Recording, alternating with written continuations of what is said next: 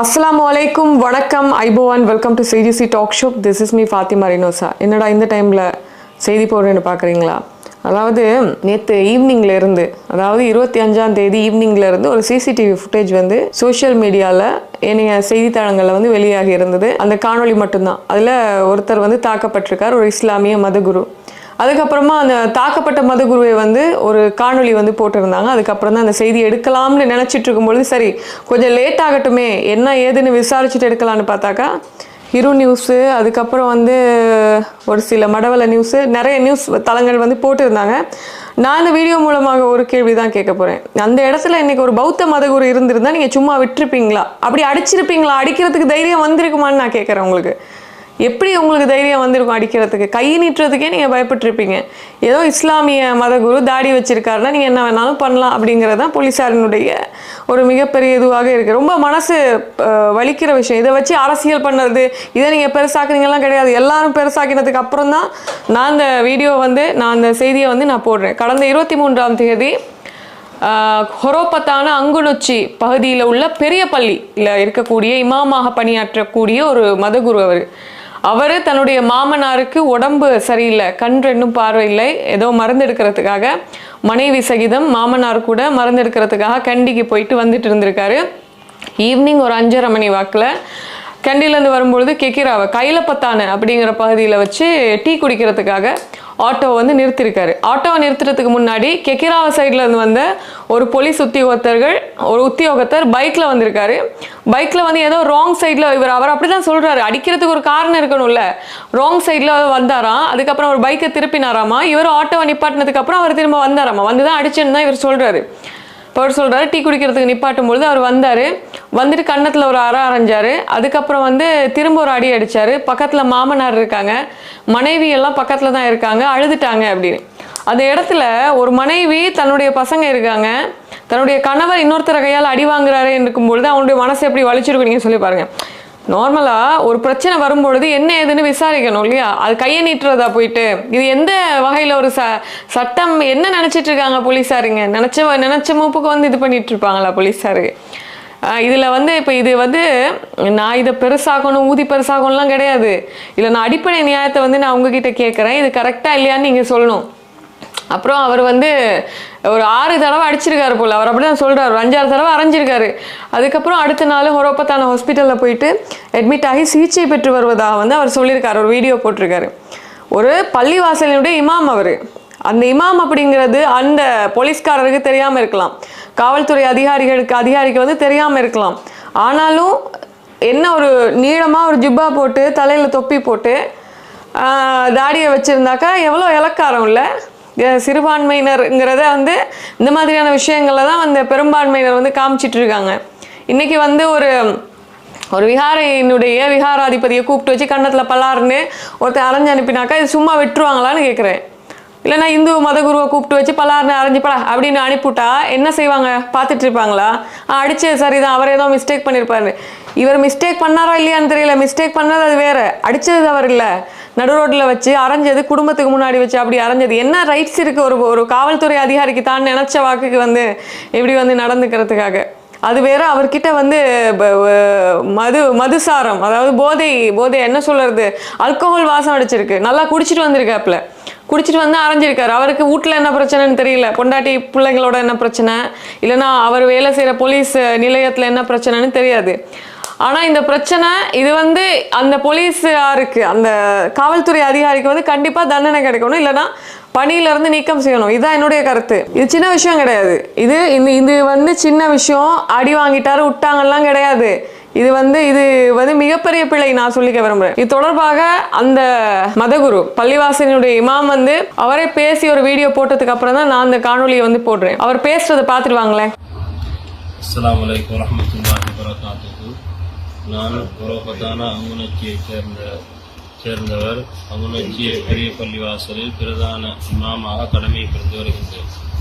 நான் 23ஆம் தேதி மாமாவுக்கு மருந்துக்காக வேண்டி கண்டிக்கு போய் வார நேரத்தில் கைலப்பத்தான என்ற இடத்துல எனக்கு ஒரு சம்பவம் நடந்தது. அதாவது நான் கைலப்பத்தான அந்த ஹோட்டலில் தேநீர் குடிப்பதற்காக வேண்டி எனது ஆட்டாவை தைலப்பத்தான ஹோட்டலுக்காக வேண்டி நான் அங்கால பக்கம் போட்டேன். அந்த நேரத்தில் கிக்கிரா பக்கத்திலிருந்து வந்த போலீஸ் ஒருவர் என்ன செய்தார், என்னை அந்த கிக்கிரா பக்கத்திலிருந்து வருகின்றார். வரக்கூடிய நேரத்தில் அவருடைய சைக்கிள் என்னுடைய ஆட்டாவின் பக்கம் வரக்கூடிய நேரத்தில் அவர் சைக்கிளை கொஞ்சம் கிறுக்கி அவர் பாதையில போட்டு அவங்கள போய்த்தாரு.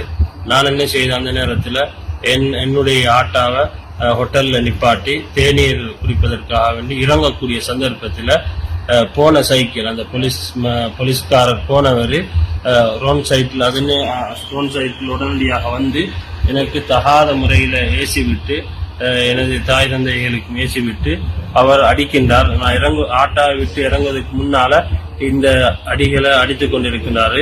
இந்த நேரத்தில் எனது பிள்ளைகள், எனது மனைவி, எனது மாமா, 2 கண்களும் தெரியாத மாமாவும் அந்த ஆட்டாவுக்குள் இருந்துட்டு இருக்கிறார்கள். பிள்ளைகள், மனைவி எல்லாரும் அழத் தொடங்குகின்றார்கள். இந்த நேரத்தில் தான் அவர் அடித்தவர் சைக்கிளில் இருந்து அடித்துவிட்டு பிறகு இறங்கி எனக்கு 2-3 அறையிறார் அவர் கையால. அதே நேரத்தில் அவரிடத்துல இருந்து மதுபான வாசமும் வந்தது. அதே போல அவர் போலீஸுடைய ஆடை அணிந்திருந்தாரு. இப்படியான ஒரு அசம்பாவிதம் எனக்கு ஏற்பட்டது. எனக்கு மிகவும் ஒரு மனத்தாக்கமும் தாக்கப்பட்டிருக்கேன். எனது பிள்ளைகள் இருக்கக்கூடிய நேரம், எனது மனைவி இருக்கக்கூடிய நேரத்தில் மக்கள் எல்லாம் இருக்கக்கூடிய ஒரு இடத்துல இப்படியான ஒரு செய்தியை எனக்கு இப்படியான ஒரு அடித்தது மிகவும் எனது மனசால நான் பாதிக்கப்பட்டிருக்கின்றேன். எனவே இதுக்காக ஒரு நல்ல ஒரு தீர்வை எடுத்து தருமாறு நான் எல்லோரிடத்திலும் வேண்டிக் கொள்கின்றேன். நான் இது நடந்தது 23ஆம் தேதி மாலை நேரம் 5:30 மணி அளவில் நடைபெற்றது. இந்த நேரத்தில் எனது மாமாவும் சுகையினத்தால் இருக்கிறார். ஆட்டாக்கள் அவருக்கு இருக்கிறது கஷ்டம்.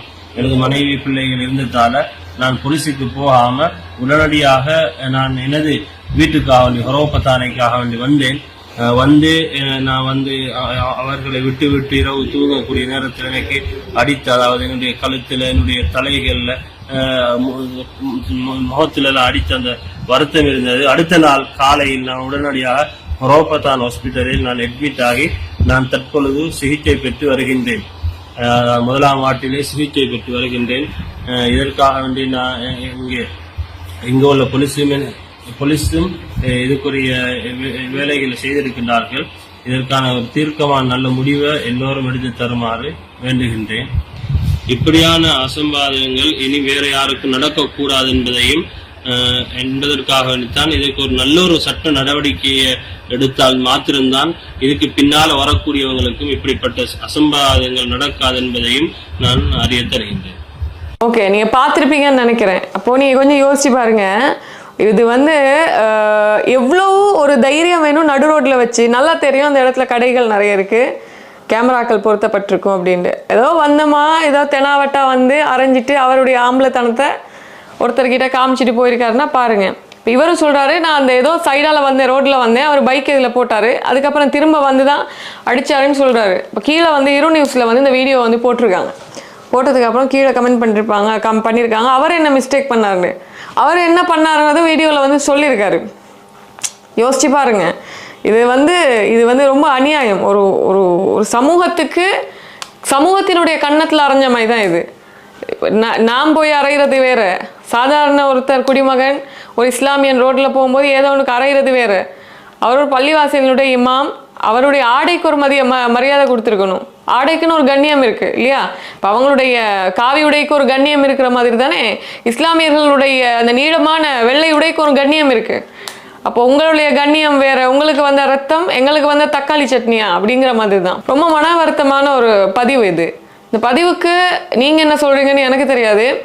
பட் இந்த வேலையை செஞ்சு இந்த கொடூரமான ஒரு காட்டு புத்தி, ஒரு பார்பேரியன்னு சொல்லலாம், காட்டு மிராண்டித்தனமாக ஒரு மதகுருவிடம் நடந்து கொண்டதுக்கு ஒன்று அவருக்கு தகுந்த தண்டனை கொடுக்கணும், இல்லைன்னா அவருடைய பணியிலிருந்து நீக்கணும், மன்னிப்பு கேட்கணும். கீழே கமெண்ட் பண்ணுங்க. அண்ட் நான் ரொம்ப மனசு வருத்தத்தோட போடுற காணொலி இது. எனக்கு என்னுடைய சமூகத்துக்கே அடிச்ச மாதிரி எனக்கு மைண்ட்ல படுதுங்க. ரொம்ப கஷ்டமா இருக்கு. அதனால தான் அந்த காணொலியை நான் போடுறேன். இன்னொரு வீடியோவில் சந்திக்கிறேன். நன்றி.